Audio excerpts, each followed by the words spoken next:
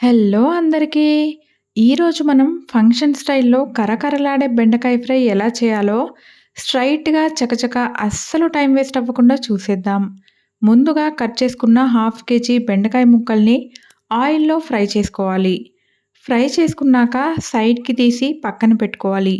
ఇప్పుడు అదే ఆయిల్‌లో పావు కప్పు పల్లీలను కూడా వేసి ఫ్రై చేసుకొని తీసి పక్కన పెట్టుకోవాలి. ఇప్పుడు స్టవ్ మీద కడాయి పెట్టుకొని 1 టేబుల్ స్పూన్ ఆయిల్ వేసుకోవాలి.